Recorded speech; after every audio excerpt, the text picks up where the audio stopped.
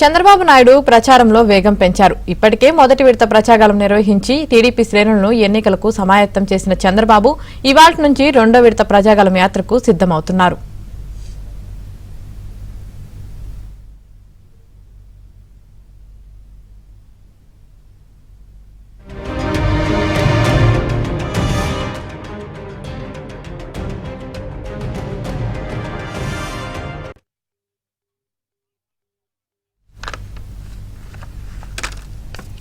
ఇవాళ కొత్తపేట రామచంద్రపురం నియోజకవర్గాల్లో చంద్రబాబు పర్యటించనున్నారు.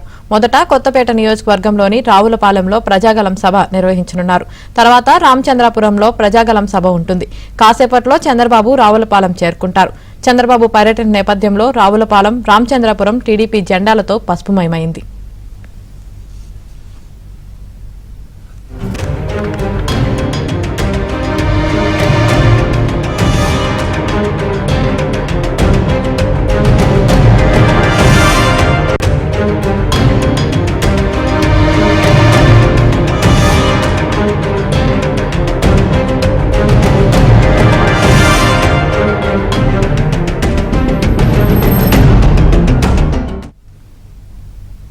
బాబు టూర్ కి సంబంధించి మరింత సమాచారం మా ప్రతినిధి రాజాబాబు అందిస్తారు. రాజాబాబు, యామిని మరికొద్ది సేపట్లోనే అంబేద్కర్ కోనసీమ జిల్లా రావులపాలెంలో చంద్రబాబు ప్రజాగలం బహిరంగ సభ ప్రారంభం కానుంది. ఇప్పటికే టీడీపీ అధినేత చంద్రబాబు నాయుడు హైదరాబాద్ నుంచి ప్రత్యేక విమానంలో బయలుదేరి రాజమండ్రి ఎయిర్పోర్టుకు చేరుకున్నారు. రాజమండ్రి ఎయిర్పోర్ట్ నుంచి హెలికాప్టర్లో బయలుదేరారు. మరికొద్ది సేపట్లోనే కొత్తపేట నియోజకవర్గానికి సంబంధించి ఈతకోట హెలిప్యాడ్ వద్దకు చంద్రబాబు చేరుకుంటారు. రావులపాలెంలో మరికొద్ది సేపట్లోనే చంద్రబాబు బహిరంగ సభ కూడా ప్రారంభం కానుంది. మనం ప్రస్తుతం ఇక్కడ రావులపాలెంలో ఉన్నాం. ఇక్కడ విజువల్స్ లో చూడవచ్చు చంద్రబాబు ప్రజాగలం బహిరంగకు సంబంధించి జనం ఇక్కడికే తరలి వస్తున్న దృశ్యాలను కూడా మనము విజువల్స్ లో చూడవచ్చు. ఈ రోజు రావులపాలెము, రామచంద్రపురంలో చంద్రబాబు ప్రజాగలం బహిరంగ సభ జరుగుతుంది. మరికొద్ది సేపట్లోనే ఈ ప్రజాగలం బహిరంగ సభకు ప్రాంతాన్ని కూడా చంద్రబాబు ఇక్కడికి చేరుకోనున్నారు. ఇప్పటికే రాజమండ్రి ఎయిర్పోర్ట్ లో నుంచి హెలికాప్టర్ లో బయలుదేరారు. ప్రస్తుతం మన విజువల్స్ లో చూడవచ్చు రావులపాలెంలో ప్రజాగలం బహిరంగ సభకు భారీగా మహిళలు తరలి వస్తున్న దృశ్యాలు కూడా మనం విజువల్స్ లో చూడవచ్చు. ఈ రోజు ఇక్కడ 5 గంటలకు రావులపాలెంలో బహిరంగ సభ ఉంటుంది. ఈ బహిరంగ సభ అనంతరం కూడా చంద్రబాబు ఇక్కడ నుంచి రోడ్డు మార్గాన బయలుదేరి రామచంద్రపురం వెళ్తారు. రామచంద్రపురంలో రాత్రి 7 గంటల సమయంలో కూడా అక్కడ బహిరంగ సభ ఉంటుంది. ఈ రోజు అంబేద్కర్ కోనసీమ జిల్లాకు సంబంధించి రావులపాలెము, రామచంద్రపురం నియోజకవర్గాల్లో ఈ రోజు ప్రజాగలం బహిరంగ సభ జరగనుంది. మనం విజువల్స్ లో చూడవచ్చు ఇప్పటికే జనం కూడా భారీ స్థాయిలో తరలి వస్తున్నారు. అంబేద్కర్ కోనసీమ జిల్లాకు సంబంధించి రావులపాలెంలో పెద్ద ఎత్తున జనం తరలి వస్తున్నారు. ప్రస్తుతం చంద్రబాబు ప్రజాగలం బహిరంగ సభకు సంబంధించి టీడీపీ మీడియా కోఆర్డినేటర్ ఉన్నారు. మనం ఆయనతో మాట్లాడదాం. సార్ చెప్పండి, ఈ రోజు ఎన్ని గంటలకి బహిరంగ సభ ప్రారంభమవుతుంది? ఈ రోజు ఎలా ఉండబోతుంది ప్రజాగలం?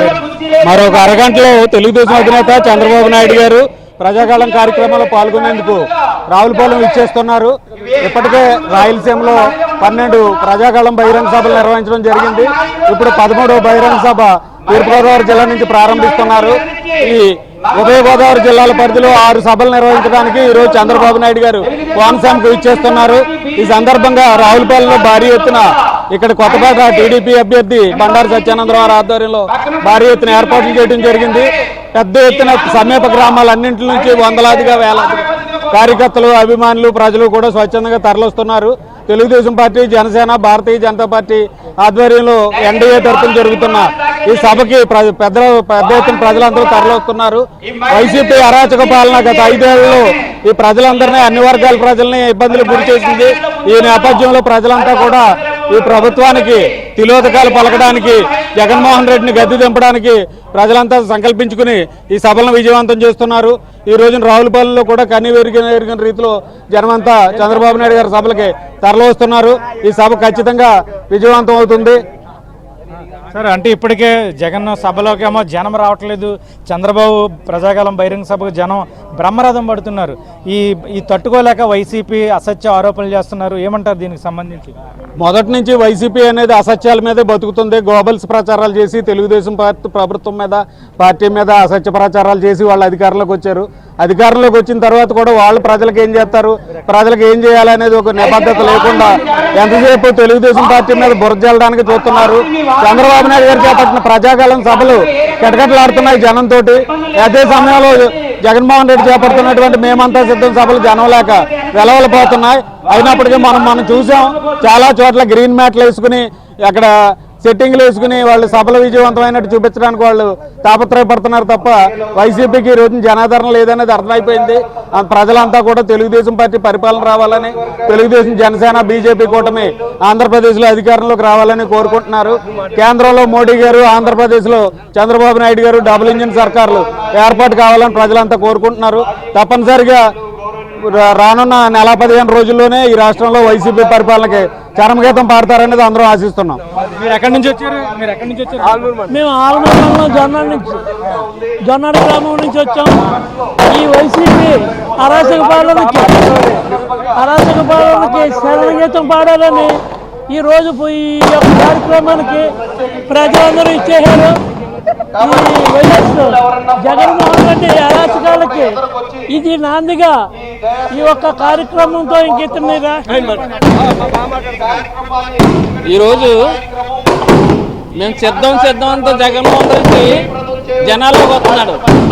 ఏం సాధించాడని సిద్ధం అని సభల్లోకి వస్తున్నాడు. ఇవాళ రాష్ట్రాన్ని విధ్వంసం సృష్టించాడు. ఎక్కడ శాంతి లేదు, సమాధానం లేదు, ఎక్కడ న్యాయం లేదు, వ్యవస్థలన్నీ సర్వనాశనం చేశాడు. ఇవాళ ఆంధ్ర రాష్ట్రంలో ప్రజలందరూ కూడా ఇతర రాష్ట్రాలకు వలసలు వెళ్ళిపోయే పరిస్థితి ఏర్పడింది.